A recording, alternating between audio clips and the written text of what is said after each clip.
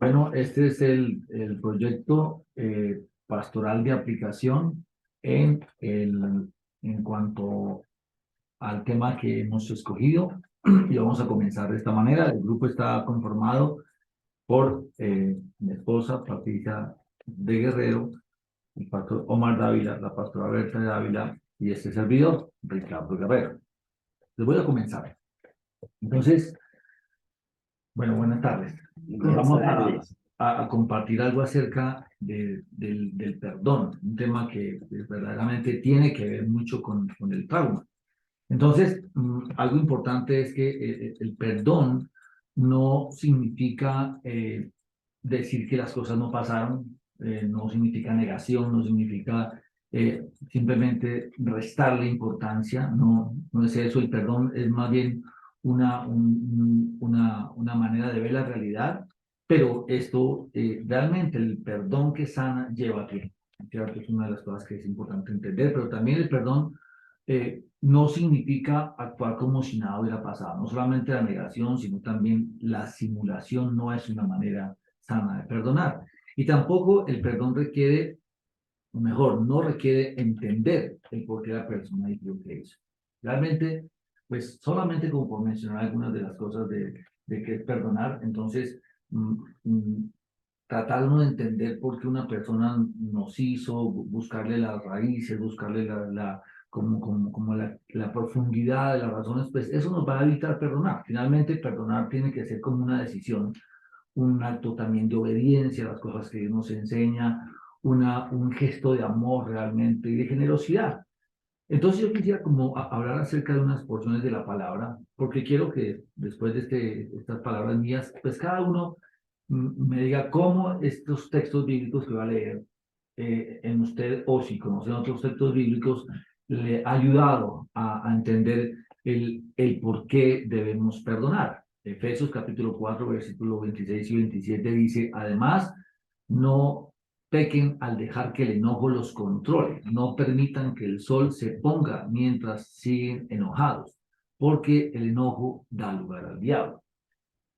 Pero por otra parte también recordamos lo que el Señor nos enseñó en Mateo capítulo 6, que es el Padre Nuestro, ¿no es cierto? Que nos lo hemos aprendido siempre y el Señor nos enseñó a declarar que perdonara, que Dios perdone nuestras deudas, así como nosotros también hemos decidido perdonar a quien nos deben.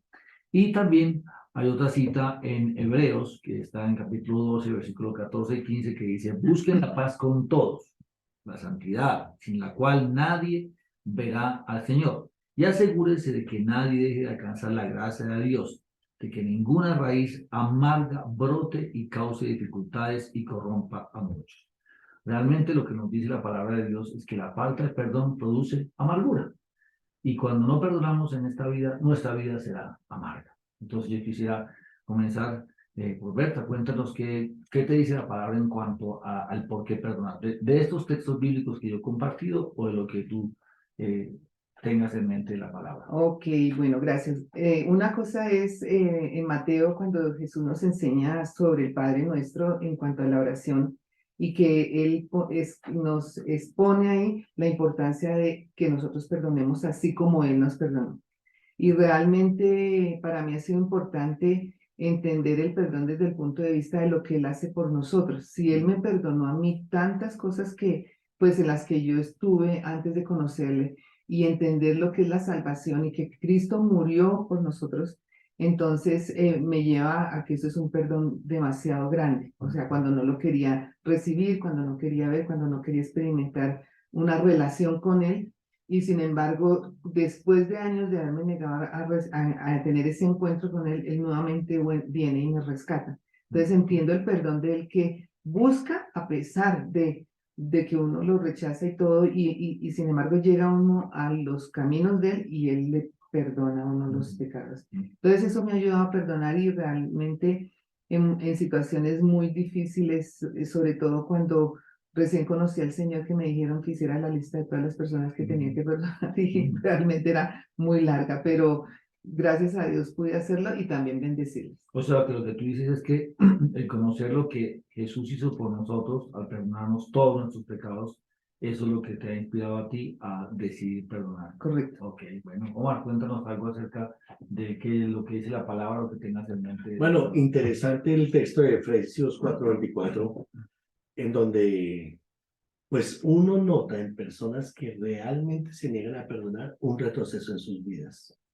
Y sí se nota como, pues no se ve al diablo, pero francamente los frutos son muy duros porque la amargura, mucha obra de tinieblas. Entonces, es muy cierto lo que dice el diablo, que si uno no perdona, va a tener serios problemas en el mundo espiritual con el diablo. Eso.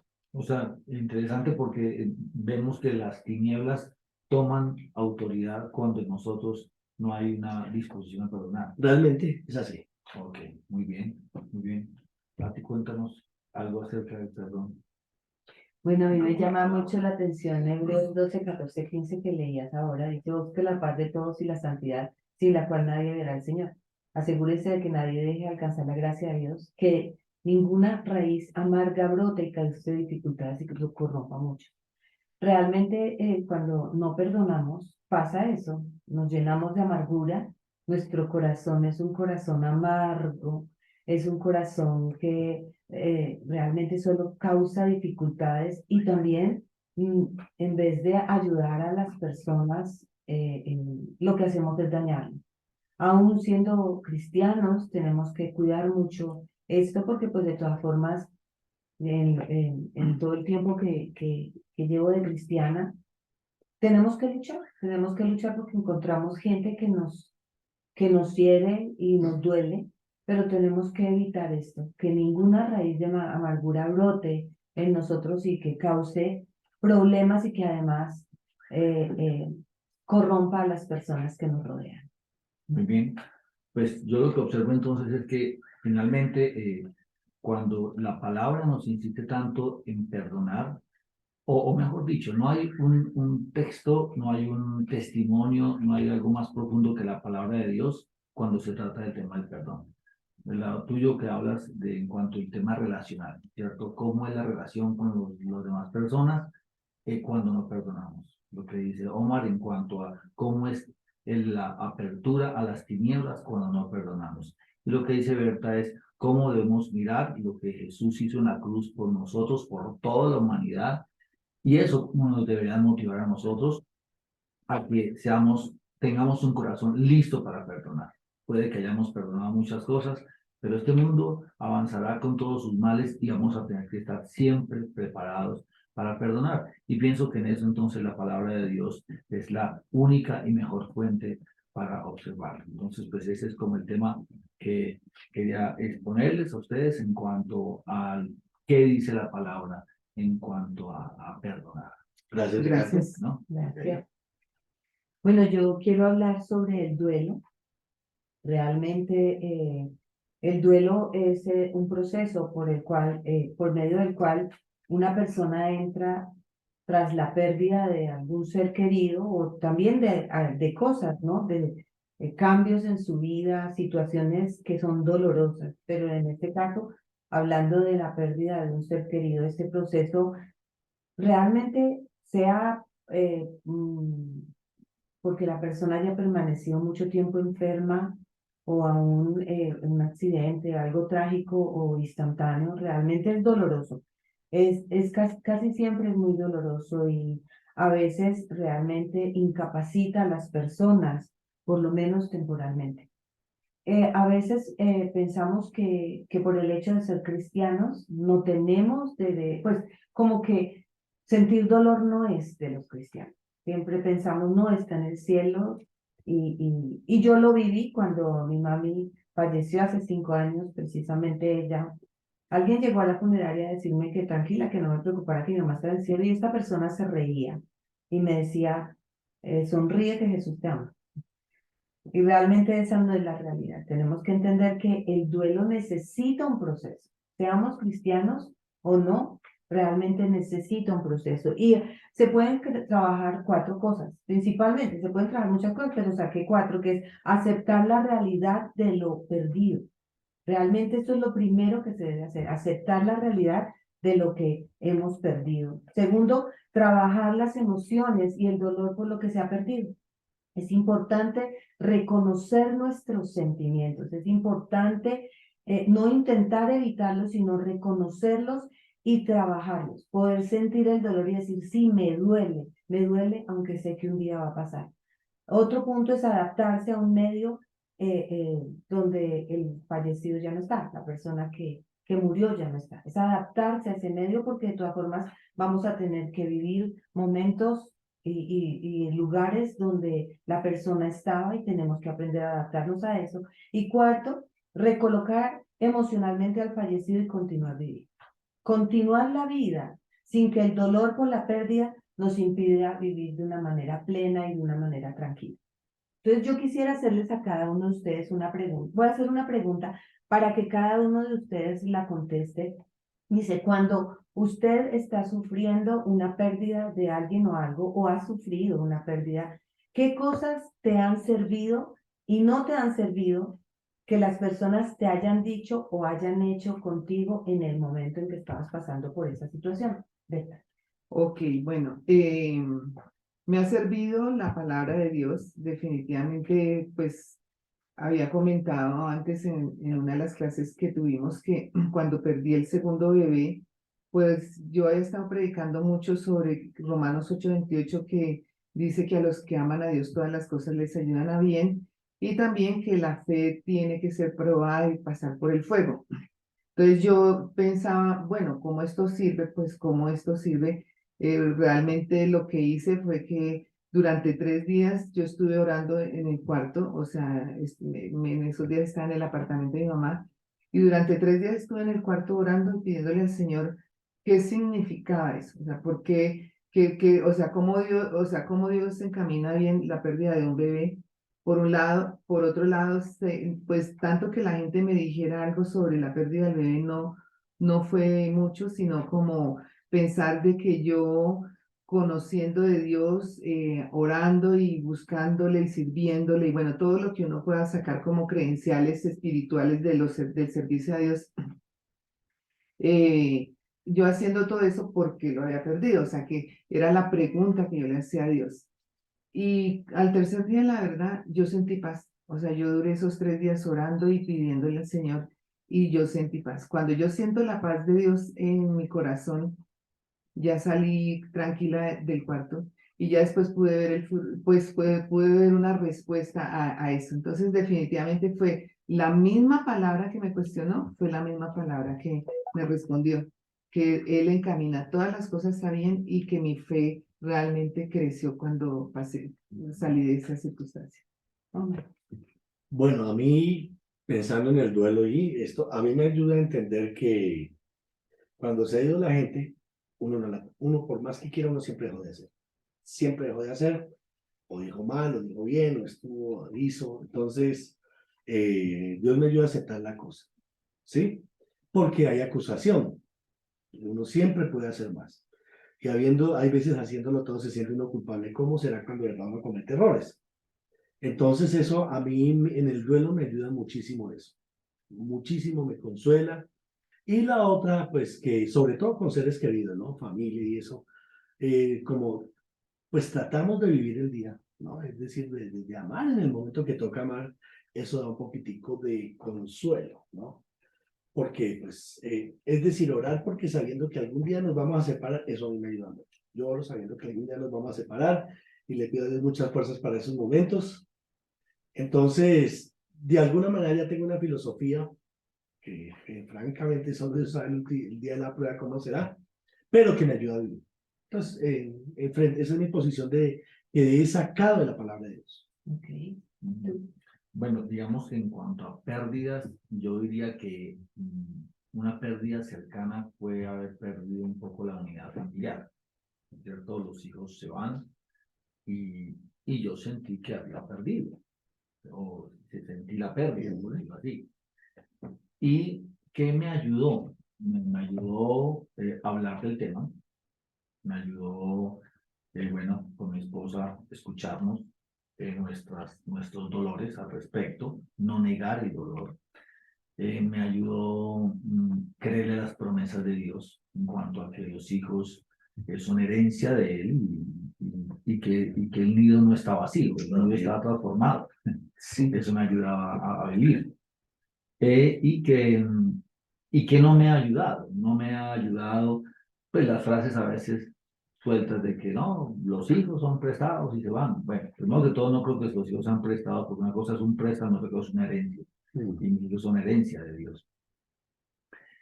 Pero no me ha ayudado un poco como eso, ¿no? No me ha ayudado de pronto la despreocupación de las personas que de pronto eh, mm, señalan o hablan del hecho. Y tampoco me ha ayudado de pronto personas que no conocen la situación de los hijos y piensan que porque ya no están en la casa, entonces se perdieron. Y no, realmente no se han perdido. A Dios no se le ha perdido lo que ya Él compró con su sangre, ¿no? Entonces pienso que eso es lo que me ha ayudado. Ok, gracias. Pues vemos tres formas diferentes de ver las pérdidas. Berta nos hablaba de la pérdida de un bebé y cómo ella lo enfrentó y realmente fue buscando a Dios de una forma especial. Omar habla de, sí, siempre que hay una pérdida, es verdad, siempre pensamos en lo que nos faltó hacer. Pudimos haber hecho más, pero también Dios sana el corazón y eso nos ayuda a entender que es parte del proceso de la pérdida y también lo que hablaba mi esposo con respecto a lo que la gente piensa del nido vacío, ¿no? A veces no lo han vivido y de todas formas ya lo están comentando y a veces es duro, pero lo importante es aceptar la realidad de lo que ha pasado, aceptar la realidad, trabajar en las emociones, adaptarse al medio y recolocarnos emocionalmente y continuar viviendo. Eso es. Chévere. Bueno, gracias he decidido hablar de la herida del corazón. Y sí, todo esto se concatena muy bien con lo que ha hablado Ricardo, con lo que ha hablado Patricia, con lo que ha hablado mi esposita. Ahora, hay personas que uno ve muy bien y de pronto a la semana siguiente, hay veces al día siguiente, uno dice, y fulanito no se murió. ¿Qué le pasó a fulanito? No, un infarto. Entonces, hay enfermedades que están dentro, un mal congénito, un descuido cardiovascular y la persona se muere. Entonces, ¿qué sucede? Eso pasa con las heridas. Hay heridas, yo tuve una herida en el brazo, me quemé y pues se sanó, pero quedó la cicatriz. Mi esposa tuvo una herida en la planta del pie y la sanaron, pero le siguió doliendo y tocó volver a reventar esa herida, abrirla otra vez, un proceso muy doloroso, y volver a extirpar y volver a poner analgésico. Entonces, cuando yo recibo este tema, uno muchas veces está viendo a la gente sana. Cree que uno que está sana y mentira, después nos encuentra unos reventados en la vida, porque eso es lo que pasa con las heridas de, por ejemplo, el corazón. O encuentra uno personas que cree uno que están recibiendo la palabra bien, que están escuchando a Dios, y mentiras porque están viendo todo a través de una herida interna. Y así como una herida física, como deja, una cosa es la cicatriz y otra cosa es que no se sabe. Entonces, pues la reflexión, a los que quiero invitarles a todos es, primero, hay veces uno tiene que asumir que la gente está enferma, ¿sí? Para poder como sacar, oiga, de verdad, estoy hablando con enfermos. No es lo mismo hablar con un enfermo que con un sano. Con el sano uno puede hacer paseos, con el sano uno puede comer, con el sano uno puede hacer, mientras que con una persona que tiene una herida no sanada, hay otra clase de cosas que se tienen que hacer. Entonces, desde este punto de vista, no hay nada mejor que recordar a qué vino Dios. Dios vino a un mundo herido, ¿sí? De tal manera amó Dios. Entonces, si nosotros aprendemos a leer este texto, me gusta la canción de Jaime Murrell, ayúdame a ver con tus ojos, gente herida, sí, con ojos, con risa, y gracias a Dios en el medio que uno se mueve, pues no es pobreza extrema, no son cinturones de miseria, sí, no, es gente chévere y gracias a Dios, pues unos tienen más, otros tienen menos, pero la herida está ahí. Entonces, la pregunta es que yo tengo para ustedes es, cuando nosotros buscamos ver la herida en el corazón o en el alma de las personas, la herida emocional, ¿qué deberíamos tener en cuenta? vertical. Alguien, mi esposita. Bueno, ahorita que estabas hablando, estaba acordándome de una mujer de más o menos 70 años a quien pidió una consejería y realmente fue como, en la medio de la consejería me di cuenta que ella necesitaba sanar su corazón y pues realmente una liberación necesitaba. Cuando estábamos hablando con ella, resulta que ella había tenido problemas en el área moral y le preguntamos, perdón, si ella había sido abusada cuando era pequeña. Y resulta que ella sí fue abusada cuando era pequeña, pero ella nunca le había contado a nadie. Hasta ese día nos contó a las personas a la persona con la que yo estaba haciéndole a ella la liberación. Y entonces ella dijo que la habían llevado a psicólogos y que nunca ella había hablado. Y por más de que le preguntaron, ella nunca dijo qué era lo que le había pasado. Y todo ese tiempo de su vida llevó esa herida profunda en su corazón. Lo único que pudo liberarla a ella fue la obra de la cruz. O sea, cómo Jesucristo vino y hizo una libertad para ella, a pesar del dolor y del abuso que recibió, ella pudo ser restaurada en esa área. Entonces, yo sí creo en el poder Tuvo que sacar a flote la herida. tuvo que sacar a flote la herida y ver que la sangre de Cristo le limpiaba de ese dolor y de pues eso que había hecho también pues producto de esa herida. Entonces, Muy bien. ¿Qué piensas de las heridas del alma que no se ven y que en una consejería se descubren? Bueno, ahora que Berta hablaba, vino a mi mente cuando estábamos en Medellín, nos llamaron porque la mamá de una señora que vivía en la iglesia estaba muy enferma, pero ya llevaba mucho tiempo y no podía dormir. La señora tenía 95 años. Entonces fuimos un domingo después del servicio, fuimos y a la señora, una viejita muy linda, la verdad, ella salió a la sala con oxígeno, con todo, y le decíamos, pero ¿por qué no puede dormir? Pero yo sentía que algo le pasaba y ella muy cariñosa, y yo le dije a Richard que estaba hablando, estamos ahí todos, pero ella estaba como más cerca de Richard, y yo llegué y le dije, Rick, pregúntale qué dolor tiene en su alma. Entonces Richard le preguntó, le cogió la mano y le preguntó, qué es lo que te duele? ¿Qué dolor tienes en lo profundo de tu ser? ¿Tienes algún dolor que nunca hayas hablado? Y llegó ella y dijo, tengo algo como un clavo aquí en el centro que me atraviesa. Y Richard le dijo, ¿qué es?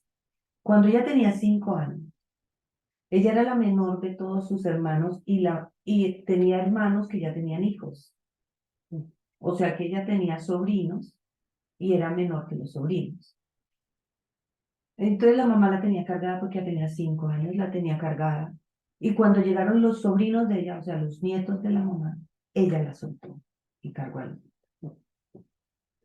Y ella decía, eso lo tengo aquí clavado porque eso a ella le dolió mucho y nunca lo voy a confesar. Ese día entonces mi esposo la guió a perdonar.